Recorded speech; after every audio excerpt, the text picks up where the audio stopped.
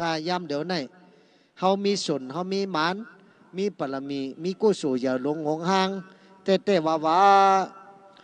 เฮาที่เกิดมาเป็นคนกว่าหยาบเกิดมาเป็นคนเย้าตาอ่ำบอดหูอ่ำโหนกตีนอ่ำหักมืออ่ำแก้งในก็หยาบเกิดมาเป็นคนที่มีอังการลักษณะเปว่าจุงโทนในก็ง่ายๆย่อซ้ำแต่เลยมาหบมายาศาสนาพระราเป็นเจ้าก็หยาบแต่แต่เลยถ่อมยินดินเสียงกรรมทำข้อสั่งกรรมสอนพระราเป็นเจ้าในก็หยาบตาติแก้งกำจอมผู้หันถึงตลาสัจจะสีปาเลยพ้นทุกข์ในวัฏสัมสาราลองเกิดลองเท่าลองเจ็บลองเป็นลองตายในโลกาหลงในกล่อมง่ายๆยามเหลียวในเฮามีส่วนเฮามีหมานมีปรมีกุศลหน้าบุญเต้ๆว่าตาเฮาก่อมบอดหูเฮาก่อมโหนกตีนอ่ำหักมืออ่ำแก้งซ้ำในมหบมายาพุทธศาสนากอตมะคำพลาเป็นเจ้าจึงหนังในแค้นตัวไว้เจอเจตนาหุมจมปีตีแนดสากเสด็จอะไรมีเจอกัดเย็นไว้เจอผึกเหมือนเจิงเหลาไว้เจอขาวเหมือนเจิงนุนเจตนาศรัทธาผึกจืนเขาเสดีงามหยุ่มย้ำนับถึงกุ่งกุนหมนเงาพลาเมียดตาลาเมียดสังขาเมียดปอเมียดเฮาสาสมาเฮาจะไหนอย่าไปลงอย่าไปลืมอ่อนกันไว้กันสากูเจ้ากูคำเหมือนเจ้าเฮาไกวาตาเสปุกท่ากุงนออานันตอธรรมะกุงนออานันตอสังฆากุงนออานันตอมาตาปิตุกุงนออานันตออาจาริยากุงนออานันตอปัญจกุณังอหังวันตามิสัพปตาเนี่ยเขาแต่เลยไว้เลยสากูเจ้ากูคำพอเลยไว้เลยสาปู่โจกันต่อพ่อแม่สาสมาพลาตลาสังขาสาสมาเย้าเนี่ยเขาเลยกัดเลยเย็นเลยซ้ำสาเมืองกลเลยซ้ำสาเมืองผีเลยซ้ำสาเมืองสางต่อหอดวิ่งคำหมานี่ป่านพุ่นเย้ากุ่งกุนหมุนเงาพลาตลาสังขาสาสมาพ่อแม่เขาเนี่ยเหย่อเหลือต้องผ้าเหย่อเหลือนางดินเมืองเหย่ากวางหรือน้ำสมุทรตลาเหย่อเหลือลูกลอยเสาเมืองมีสังมาแตกมาเนืองไหลเนี่ยพอเลยไว้เลยสาปู่โจกันต่อเสียวเนี่ยเขาจังเลยกัดได้เย็นเลยซ้ำสาเลยกัดได้เย็นเลยลีเลยเป็นกัดเย็นซ้ำสาอนายกกาเพกลางอย่างกลางตั้งเจ็บอ่ำไรตั้งใครอ่ำมีสู้ต้องอันเราเป็นอันนั้นสู้ต้องอันเราก็เหมือนหนังอกหนังเจ้าเฮาอันนี้ก็แค้นต่อนับย้ำไม่กูโกนเหลือเสียนั่นแต่เลยถ่อมเอาข้อสั่งกำสอนอ่อนดีพระลาเป็นเจ้าเฮาขาไหนสั่งสอนอ่อนดีเฮาจะได้อย่าไปลงอย่าไปลืมเหมือนเจิงในกรรมปาลีต่อนั่นว่าสัพพะปาปัสสะอากาลนังกุศลสุปัสสัมปตาสัจจิตาปริโยตาปานังเอตังปุถานาสาสนังในเป็นความปาลีต่อเพราะเป็นกรรมไตเฮาซื้อเนี่ยว่าเจอเฮือเงื่องแวการบาปเมือกเลิกเหตุการณ์ดีหลีสีมันนอหัวเจอเฮจึงจังเตลฮอดนี่ป่านนำห้างเนี่ยเงื่องแวการบาปเมือกชื่อเนี่ยการบาปอากู้สู่ทั้งสิ่งอย่าไปเฮ็ดกายาตุจะเลิกวาจีตุจะเลิกมันนอตุจะเลิกลองอ่ำลีอย่าไปเฮ็ดเลิกเหตุการณ์ดีการกู้สู่การตาหน้าการศีลาการภาวนาศีลาสมาธิปัญญาอ่อนกันแก่งกันกำจอมข้อสั่งคำสอนอ่อนดีพระลาต่อเป็นเจ้าเฮาย่อซ้ำอ่อนกันม่วนเมเจอคือผึกจืนเขาเสือเผลอมันเจอเขาในลำลองอันดีก็มีติเจอเฮาอันจ้าก็มีติเจอเฮาจังว่าอันดีจ้ามีติเจออันมดเสือมีติหู้มีติสติมีติปิญญาอำเฮิงไผ่ไส้อำป้ายไผ่กว่าอำงาไผ่นาปล่อยพาตั้งหลังมกผังปัจจุบันเอาสติอ่านจอมปัจจุบันย้ำพองแต่งใจต้องเม่นเมื่อหลีจ้ามตันปอสัตติหล่อเอาไว้สั่งแข่งทอกวันตั้งขี่แหน่งเจอจังลอดอุเปกขาตาลาปอเป็นมาสื่อนาในเป็นเจอพันนิพพานเอวการกำเลียวม่วนแม่เจอเฮาดีอันเราก็ดีเสียงๆพอเจอเฮาให้อันเราก็ให้หมด จะว่าเจ้าลำลองมวนเบเจ้าเฮาอย่าเบปัญเจ้าเฮามีรอผ้าตอซามอห้ามานาทิที่วิจิกิจสาตั้งเสียงเจ้าเฮาในมันเป็นรอผ้าตอซามอห้ามานาทิที่นี่ไตเฮาเนี่ยมีรอผ้ามีตอซามีมอห้ามีมานามีทิที่นี่นี่เป็นว่านี่ป่องว่าเจ้าเฮาในมีพอมีรอผ้านำคำเจออยู่ตาเสวะเกเลยน้ำตาตกมกถึงเมืองอะไรพอมีต้อซ่านำคำเจออยู่ตาเสเกเลยน้ำตาตกมกถึงเมืองอะไรพอมีมอห้านำคำเจออยู่ตาเสเกเลยน้ำตาตกมกถึงเมืองอะไรอันวันน่ะอย่าไปมีรอผ้าเจ้าเฮานั้นมันจืนจังหมดสดีเพราะเจ้าเฮาดีเอาเนี่ยเฮ็ดให้เราก็ดีหมดในธรรมะปาตาพระเป็นเจ้าจังว่ามโนปุปังกามาธรรมามโนเศรษฐามโนมายามนัสสาเจปตุเทนะจักกังวาวาลโตปตังเนี่ยธรรมะตลาตั้งสิ่งมีเจอเป็นเหย่ามีเจอเป็นเงากูสำแสนเปิงเย่าที่เจ้าเฮาพระเจ้าห้ามดีตาเฮาตัวก็อ่ำดีหูถ่อมก็อ่ำดีตีนมือก็อ่ำดีกายาเป็นตัวเจริกวจีตัวเจริกมโนตัวเจริกประเหตุการอ่ำดีเอากู้โสตีเหยียบยำเฮาเหมือนจังล่อโวเหยียบจอมห้อยตีนวนนะยาวแนวทางต้อยแนวมโนปุปังกามาธรรมโนเศรษฐามโนมายามนัสสาเจปสันเนนะภาสติวากะโลติวาตาโตนังสุขามันเนติสายาวาอนุปายินีธรรมะตลาดทั้งสิ่งมีเจอเป็นเหย่ามีเจอเป็นเงากูสำแสนเปิงเหย่าที่เจ้าเฮาพระเจ้าเฮาดีเจ้าเฮาเมียตาตัวก็เป็นกู้สูหูถ่อมก็เป็นกู้สูเฮาเลยเหตุการณ์กายากู้สูเอาโตเฮ็ดวจีกู้สูอศพลาดมันนอกู้สูอาจจะแก่มทั้งเสียงลองดีลองแมดกู้สูทั้งเสียงอันเฮ็ดสร้างหางป๋องไว้นั่นกู้สูนาบุญอาโจน้ำตอนพรดีเนี่ยที่จับจอมหอมไปเฮากว่าเหมือนจังเก้าเงาจอมเฮากว่าตาสีตาปันตัวหอดวิ่งคำหมานี่ปันนั้นยาวจะนั่นหมอไปทิ้งเจอเผลอมัน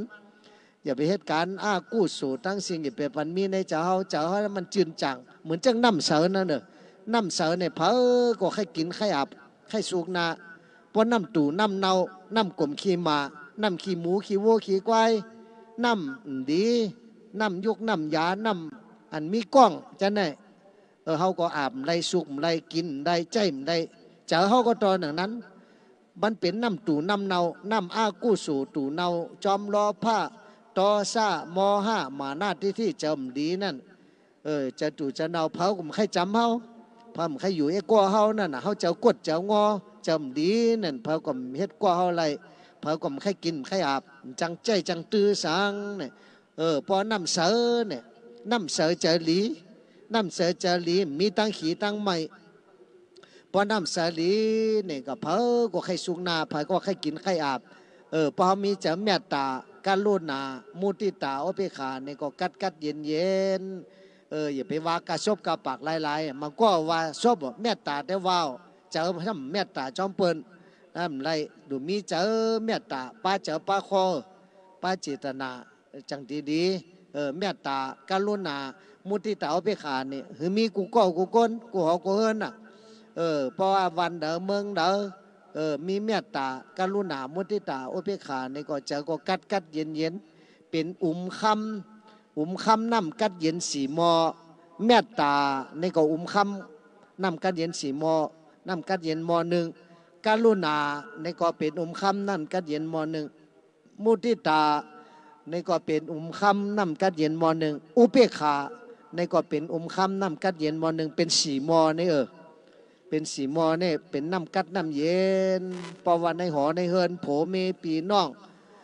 พิษกันนะพอมีศีลมีธรรมมีตลามีเจ้าเมตตากรุณาตั้งวันตั้งเมืองว่าเมืองไทยเมืองไตเมืองลาวเมืองมันในโลกกำผาทั้งเสงนี่ก็เป็นอันกัดเย็น AACC มีตั้งเหลือตั้งไม่สร้างนั่นย่อเลยอ่อนกันเหตุการณ์ตาหน้ากู้สู่ไว้มีน้ำก็หลูน้ำมีเกก็หลูเกเพราะไว้เจตนาดีๆเขาหลูต้านอินงเลยกู้สู่น้ำป้อมไว้เจตนาลีเนี่ยหลูต้านน้ำแต่รวยชาวเมืองเอากู้สู่มันได้ตันเม่นงาก็มีติเจ้าเขาเพราะไว้จะลีหลูต้านนี่ก็กู้สู่มันเลยน้ำแท้ๆจะนานป้าเจอป้าคอป้าเจตนาดีๆก้อยกาหลูต้านเนี่ยสุตองเอานี่ปันเหมือนจึงเขาใกล้สุตองนี่ปันนซาปิจิยอฮอตุมันก็มาว่าไตก็มาว่านิปันนสะปิจิโยฮอดูเนี่ยก้อยกะจำป้าเนี่ยเลยหรืออธิษฐานหรือป้าเจอป้าคอยอซ้ำหรือมีศีลศีลทำตาลาเนี่ยลำลองเสเปินศีลหาป้าเหมือนนิ้วมือ5 นิ้วเนี่ยน่ะศีลหาป้าเหมือนนิ้วมือ5 นิ้วนิ้วโปนิ้วโปนิ้วจี้นิ้วกลางนิ้วนางนิ้วก้อยนิ้วโปนี่เป็นนิ้วหลงเนี่ยนิ้วจี้นิ้วโปมันก็ว่าเก่าเนี่ยอย่าเลอเปิ้นแก้เลอเปิ้นนิ้วโปเนี่ยมันง่ายๆพอดูยิบเขายิบหมอยิบหวานป้อมมีอันเนี่ยหยิบเหมือนจังกิมปูเนี่ยนิบเนี่ยก็จังได้กินเขาเนี่ยก็เย่าที่นิ้วโปนิ้วหลงเนี่ยมันเป็นโปมันอ่ะเป็นเก้ามันปลากำมันเป็นโปเป็นเก้ามันนิ้วจี้นี่ก็จี้ไตเป็นไตจี้เนื้อเป็นเนื้อเนี่ยนิ้วจี้นี่ก็ลำล่องพอเดี๋ยวนิ้วกลางกับจี้ซ้ำไรก็ว่าเอาหางเพื่อเขาเป็นปู่ยองนะนิ้วจี้นิ้วกลางในสมัครเก่าสูงหรือเปิ้นยาวหรือเปิ้นหรือล่างกอกล่างหวานในยาวตีเฮาสมาน่ะนิ้วนางสมาเล็กเสียตาก็นิ้วนางซ้ำหรือใส่จอบแสงเมียงค่อยใส่จอบใส่แหวนมือจะได้ยาวตีเฮาสมาน่ะนิ้วก้อยเฮาเล็กเสียตาเป็นมาพิจิผ้าเนี่ยเฮาเล็กเสียตาเป็นเหมือนพิจิผ้าปอหลูกาซาไวพลากายกรรมวจีกรรมมโนกรรม3ตัวจะเลิกเนี่ยสามเอานิ้วก้อยอ่อนโหโทนาจะมาเป็นนิ้วมือ5 นิ้วโปนิ้วจี้นิ้วกลางนิ้วนางนิ้วก้อยจังเสียงเนี่ยทั้งสองขวัญมาป้องกันเป็นนิ้วมือ10 นิ้ว10 นิ้วก็เป็นปัลมี10 ป้าเป็นปัลมี10 ป้าตาหน้าปรมีศีลาปรมีเนคขมาปรมีปัญญาปรมีวิริยะปรมีขันธีปรมีสัจจะปรมีอธิฐานะปรมีเมตตาปรมีอุเบกขาปรมีเนี่ยนิ้วมือ2 ขอน5 นิ้วมาป้องกันเป็น10 นิ้วพอ10 นิ้วก็มาเป็นปรมี10 ป้าวะปรมี10 ป้าพอเป็น5 นิ้วศีล5 ข้อศีล5 ข้อนี่1เงื่องแวอาวาสักเปิ้นตาย2อย่าลักคู่ของหลายเปิ้น3อย่าป้องกดนอนค้างพิษกาเมสู้เอานาเฮินเปิ้นลู่นั่นน่ะอย่าเป็นรุ่นเล่นจู้โผเมเปิ้นนั่นข้อที่4อย่าแปดเลนหมาบข้อที่5อย่าตับกินเหล้าเมายาเนี่ย5 ข้อในหลีแก้งกำไว้ต่อโจสุดปานเป็นการหลีการแมดอ่อนหอดเมืองผีถึงดีนี่ปานก็เปิดสินศีลาหาปาในยาวนอเนี่ยเงื่องเวเอาอาศักเปิ้นตายเนี่ยพอเฮาแหมเปิ้นปก็แหมเฮาป้อเปิ้นก็เปิ้นป้อเฮาอ่ะเฮาปันตู้ข้าเปิ้นก็ปันตู้ข้าเฮาปันซ้ำสาเปิ้นก็ปันตั้งซ้ำสาเฮาก็ให้อยู่งามซ้ำสาเปิ้นก็ให้อยู่งามซ้ำสาเหมือนจึงเฮาพอให้หูใจเปิ้นหรือหูใจเฮาพอให้หูใจเฮาหรือหูใจเปิ้นเอาเจ้าเปิ้นมาเสียเจ้าเฮาเอาเจ้าเฮากับเสียเจ้าเปิ้นเนี่ยจังหู้สัตว์ทั้งหลายเกิดไม่ลอกมาในโลกาเนี่ยเพอก็ตุข่าเหมือนกันทั้งเสียงดีเอากันตายดีทุบดีป้อดีแหมกันคนต่อคนแหมกันในแค่หนากุศลแค่นำสัตว์แมงตัวเล็กตัวใหญ่แมงแดงตัวจ้างพระเป็นเจ้าปันคาปันแหมเป็นหมดดำหมดแหลงเป็นหินเป็นยุงยันดีตบเขาดีข้ามดีแหมเขามีเมตตาเพ่งเพ่งกันทั้งเสียงในจังดีในจังว่าเงื่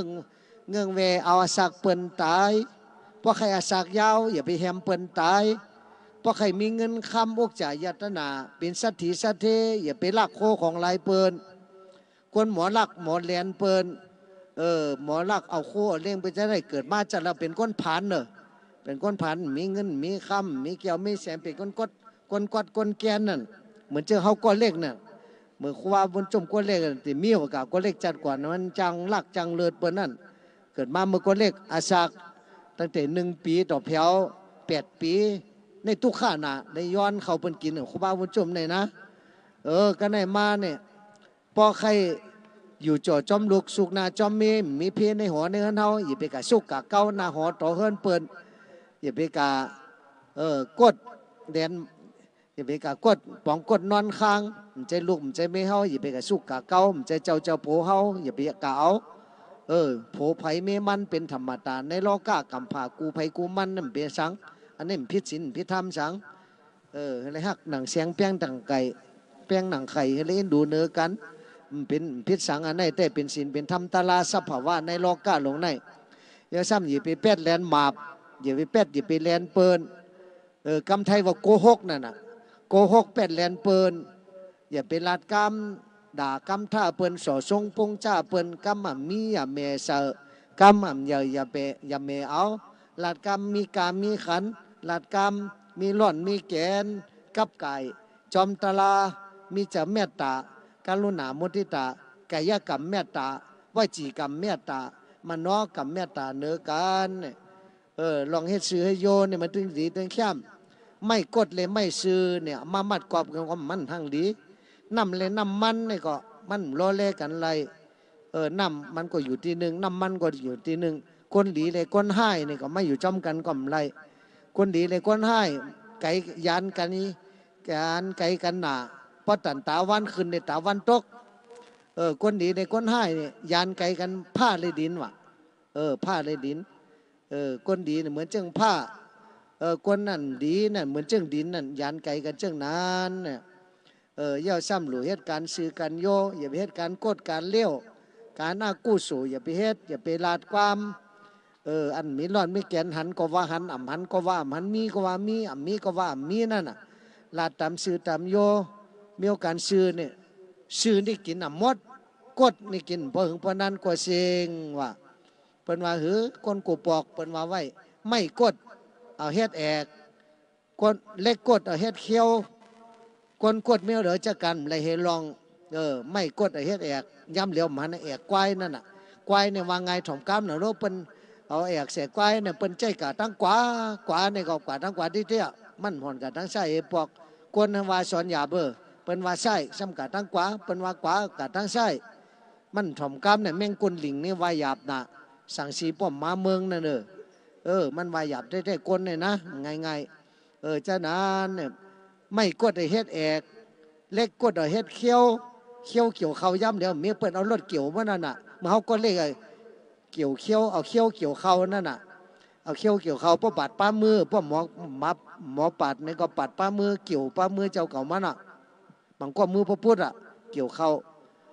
จังเปิ้นจังว่าไม่กดไอเฮ็ดแอกเล็กกดไอเฮ็ดเขี้ยวกดเมียเหลือจะกันไล่ให้ลองกับเมืองมันกับกดเมืองมันกับเมืองเขกดเมืองเขมาอยู่เมืองไทยมากดเมืองไทยแทงอ่ะจะได้อย่าไปเหตุการกดกันเรียกว่าการซื้อกันโยย่อซ้ำอย่าไปกินเหล้าเมายากินเหล้าเมายาย้ำเดี๋ยวแค่หนาอารมณ์เมืองไทยในซ้ำปลดล็อกไว้ปลดล็อกแล้วปันกินไรวะกันเซกันซาจะได้ก็กินไรวะกันทรงกันซาก็กินไรวะหลวงน้องเฮเนอทุกข้าพอแม่ไม่เจิมจะเนี่ยมันดีเฮ็ดลองอันไหนเสียสามารถได้ปลูกยาผินเดวันเดเมืองแทงเหมือนเมืองเฮานั่นน่ะ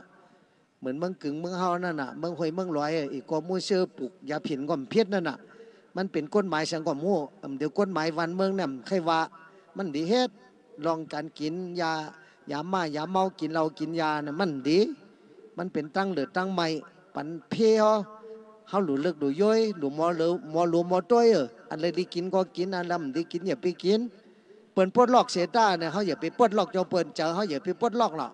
เจอเขาหรือยื่นกันขันทีในเปิ่นว่าได้เจอเขาอย่าไปกะกินจอมเปิ่นอย่าไปกินเหล้ากินยาม่ายาผินยาเมายาปังจะได้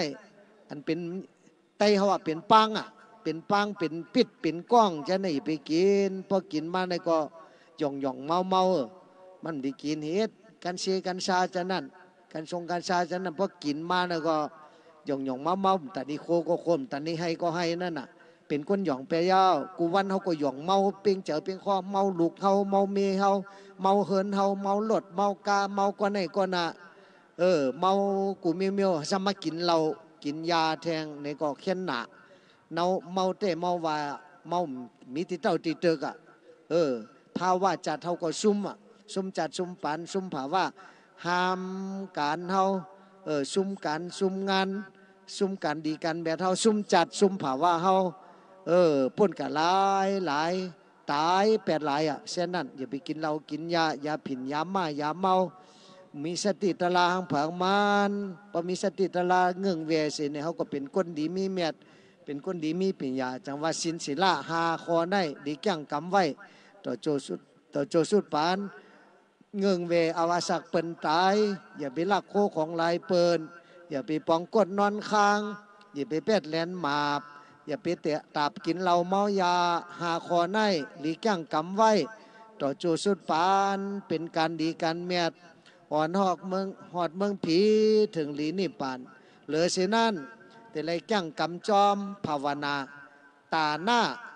ศีลาภาวนาเหมือนจึงเก่งสามขานั่นเก่งสามขาเหมือนจึงหมักผาสามเศร้านั่นเก่งสามขานั่นตาหน้าศีลาภาวนามีตาหน้าเมียวเหลียวกับหอดนิพพานมีศีลาเมียวเหลียวกับหอดนิพพานภาวนาเมียวเหลียวกับหอดนิพพานหรือมีตาหน้าศีลาภาวนาตาหน้ากู้สู่กุลุเฮ็ดศีลากู้สู่ก็แก้งกำภาวนากู้สู่ลูกแก้งลูกกำภาวนาจีเพียนนับหมักหยาดน้ำเมตตาสู้ตองไว้วักกู้สู่ปันไว้นิยาสัตวะตั้งเสงแต่เลยภาวนาจีเพียนกูก็กูกลสมถะกรรมฐานวิปัสสนากรรมฐานอานาปานานุสติตัวลมเข่าตัวลมออกคนเฮาผมมีลมเข่าลมออกก็ตายอ่ะดูมีสติตลามีลมเข่าลมออกภาวนาพุทธานุสติธรรมานุสติสังฆานุสติศีลานุสติจากานุสติเทวตานุสติมรณานุสติควบใจอะไรตั้งตายอ่ะคนเฮานี่แต่เลยตายกูก้อมว่าไต้ว่ามันว่าเข็มว่ากะลาอีกอมูเซอปลองตองสู่ก็ตายเหมือนกันเสียงๆอ่ะพอถึงวันน่ะแต่เลยตายมาเขาไปตายในเนี่ยหรือเหตุการณ์ดีการแมดการกู้สู่ไว้น้ำตาหน้าศีลาภาวนา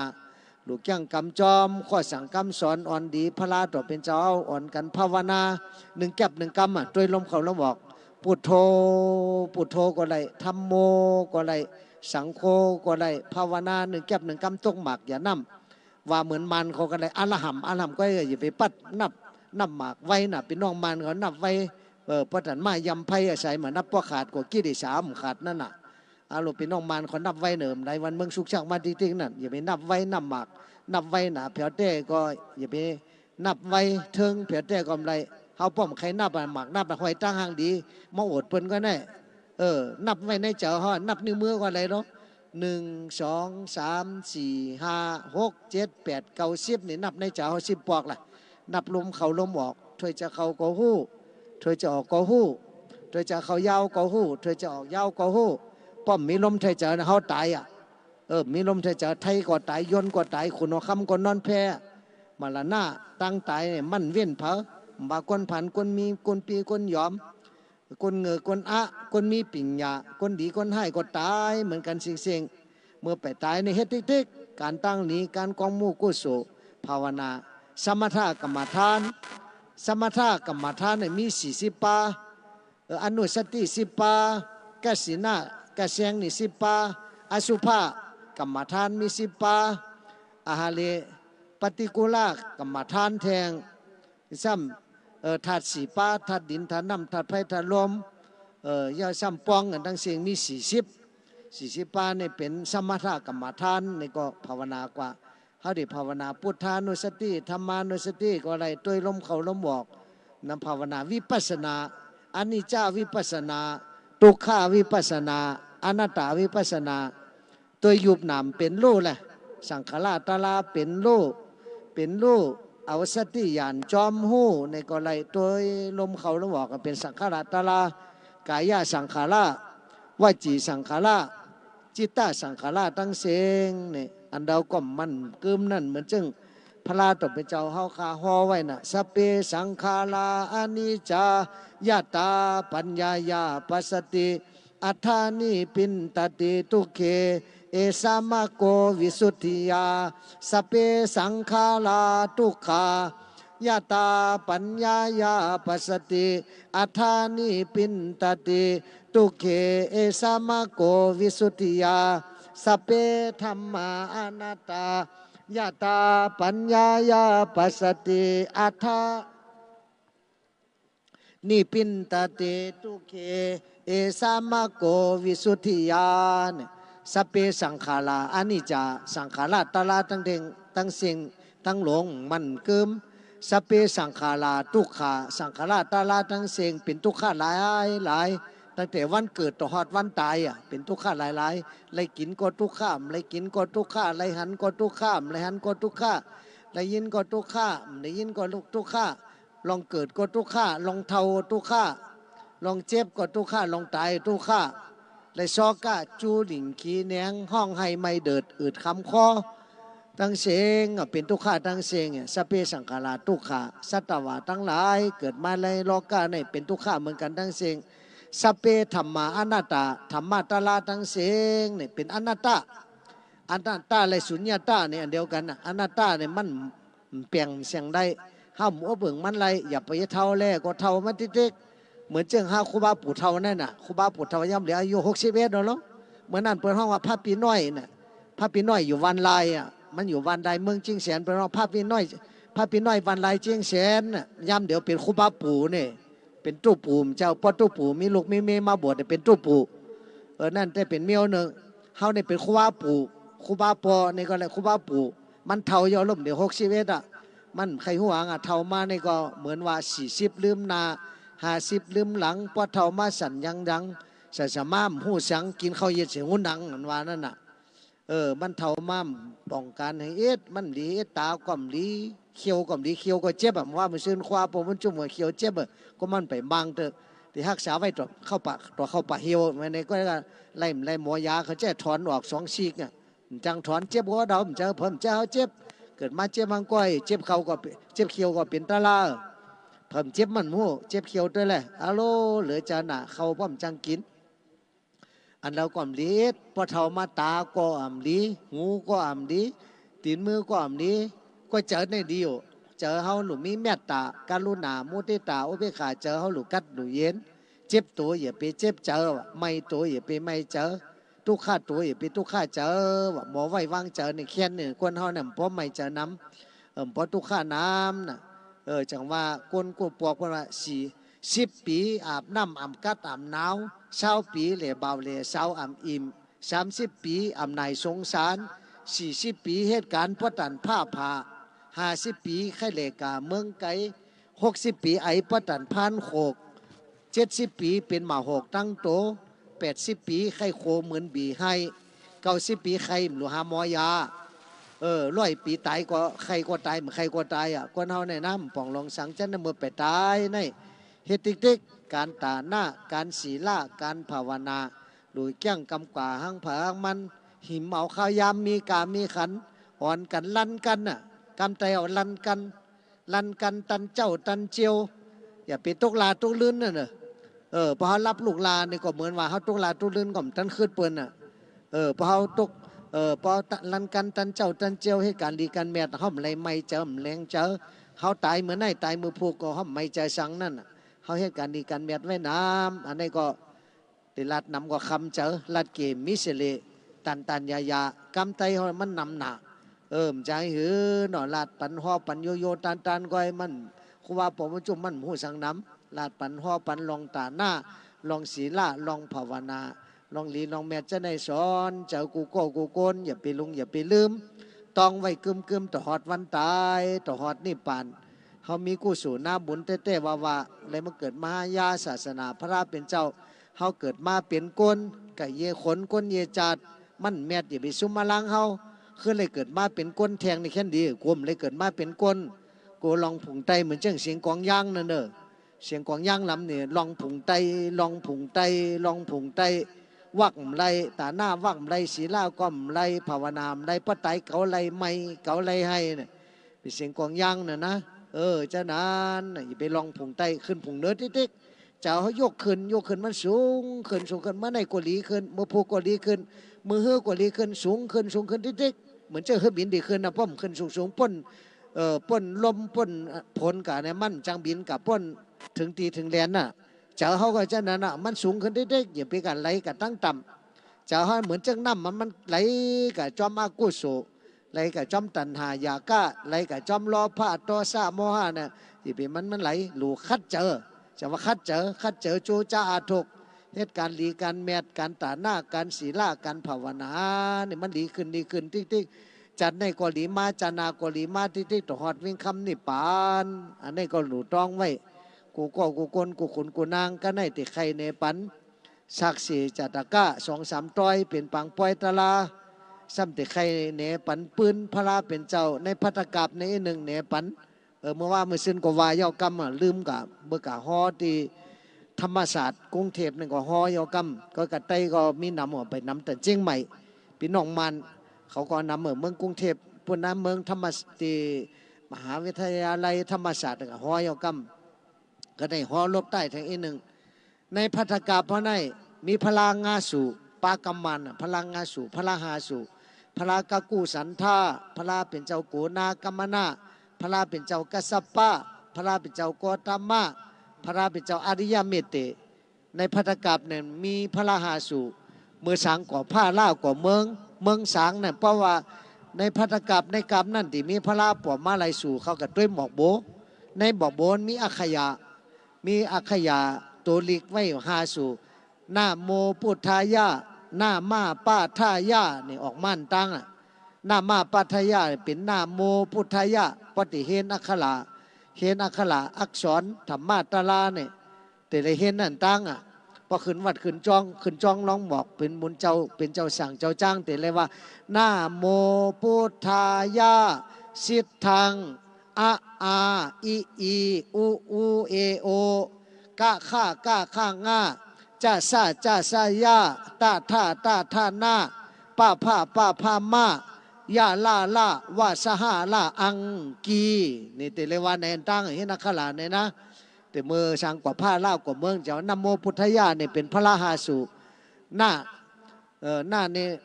กากุสันโธโมกาโลโกนากามโนปุกาโลกัสสปโปทากาโลสากยะปุงกาโวยะกาโลอาริยะเมตไตโยปัญจพุทธานามามิหังอาหังวันตามิสัพปตาเนี่ยพระเป็นเจ้าหาสู่ก็กักกรรมมันเปิงกันกว่าเพราะกระตกเมือง